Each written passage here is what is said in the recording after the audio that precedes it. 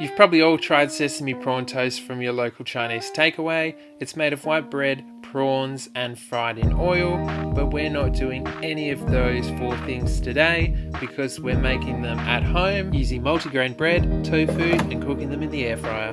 Start by crumbling 300 grams of regular tofu into the food processor, the stems of 2 spring onions, magically sliced, a teaspoon of soy sauce, a teaspoon of garlic and a teaspoon of ginger.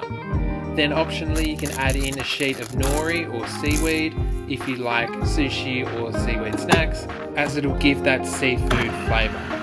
Process for around 30 seconds until all the ingredients are combined and a thick paste is formed that you'll be able to spread on the breads.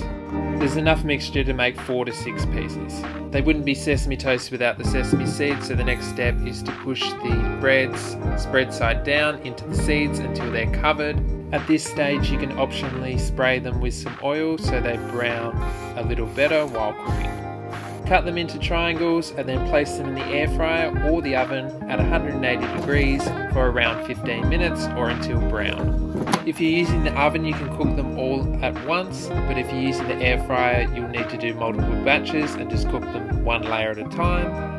Once they're all cooked, serve them hot with your favourite sauce. I've got some sweet chilli sauce, and then garnish them with the green leafy parts of the spring onions. Thank you for watching.